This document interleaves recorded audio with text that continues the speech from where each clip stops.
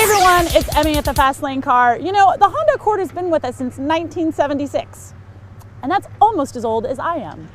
And it has been beloved by many a person since then. But does this 2015 still have what it takes to become one of America's best loved midsize sedan? We'll find out next, coming up on the Fast Lane Car.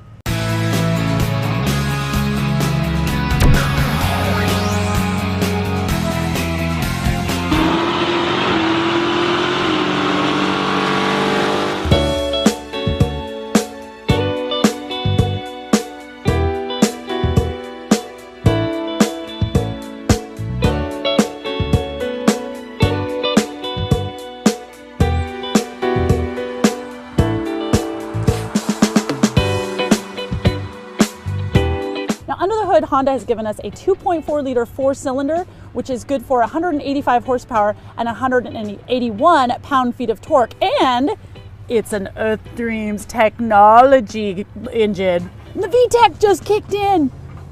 Now, power is going to the front wheels via a continuously variable transmission, and EPA fuel ratings are 27 in the city, 36 out on the highway, and 31 combined. Although in my time here, I only averaged 24 miles per gallon, and that was doing twice as much city driving as I did highway driving.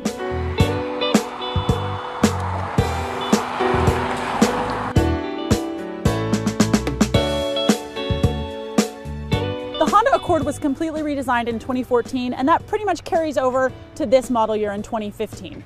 Now, it's not exactly boring, but it's not exactly exciting either. I mean, Honda's really trying to appeal to the biggest demographic possible. We do have some nice creases here down the sideline, and I've got a lot of glass, which is really nice for my visibility. I'm rolling on 17-inch wheels with all-season tires.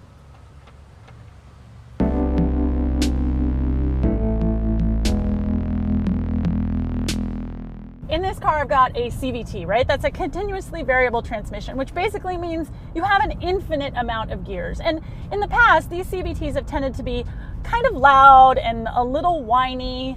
So a lot like some of my internet haters feel about me. That's exactly what these CVTs were like. But now they've been getting more and more smooth. In fact, this car performs like it has a much more of a linear transmission. And in fact, if you didn't know it was a CVT, you might not know that it's a CVT. Now, if you are able to, like if you're on the highway and you really floor it, I mean, it'll rev all the way up to the red line, which is at about 6,800 RPMs, and it will stay there. So you can get a little bit of fun out of this CVT, which frankly has not really been the case in the past. Now, the interior is really well designed. Everything is very sleek, and everything is positioned in a place that is very accessible to you even while you're driving. You've got all your standard features that you come to expect with the new car. You've got Bluetooth, satellite radio, cruise control, a multifunctional steering wheel, heated seats, all of that stuff. Honda's a little different in how they do their infotainment, in that they have an 8-inch touchscreen up here. Sorry, not a touchscreen. They have an 8-inch screen up here, and then below it, they have a smaller touchscreen that deals just with the audio. Now, one of the problems that I had with this is that sometimes the menus and the submenus can be a little confusing. And I will say that once, actually a few times, I turned off the car and parked it, and it was in satellite radio. And then when I turned the car back on, it somehow had switched to terrestrial radio, and I never asked it to do that. But on the whole, it is a very comfortable cabin, and I think it's a very nice place to spend your daily commute. Oh, and there's a sunroof! Holler!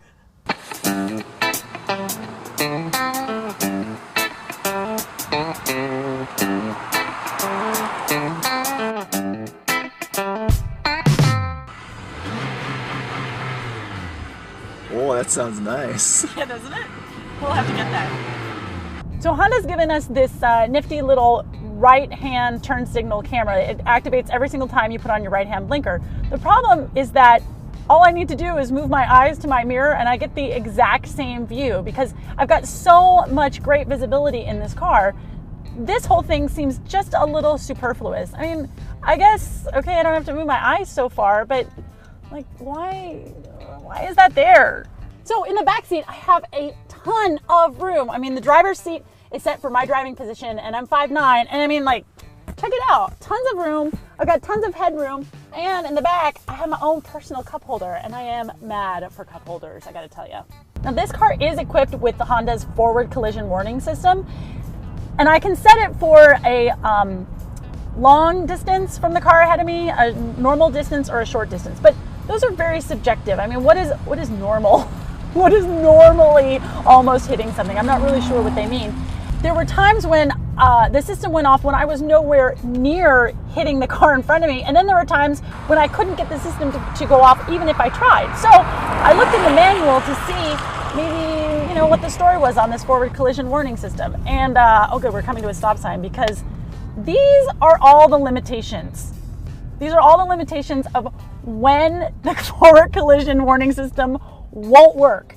So if you're going to have this system in place, I mean, it needs to be something that is reliable and dependable, not just something that, you know, won't work if you've turned on the radio to a certain level, or whatever it is, whatever these limitations are.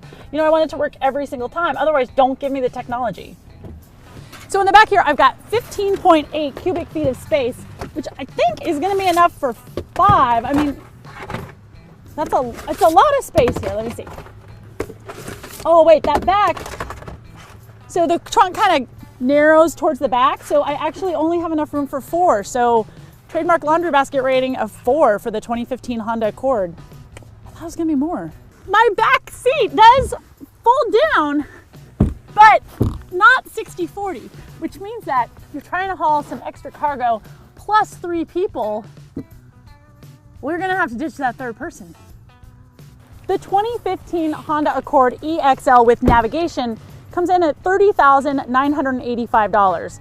Now, if you want something a little bit more sporty, you should look at the Mazda 6, which comes with a 6-speed auto with paddle shifters. If you're looking for a turbo, I'd say the Hyundai Sonata. If you're looking for something completely redesigned, the 2015 Toyota Camry might be your bag.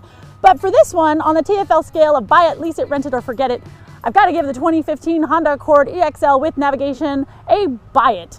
It certainly is reliable, it drives well, and it's fun enough to satisfy most people out there. That's it for today. I'm Emmy Hall. Thank you so much for watching. Yay! Hey, you can find us at tflcar.com for more news, views, and real-world reviews. And check us out on all the social medias. Thanks so much for watching. We'll see you soon. Bye.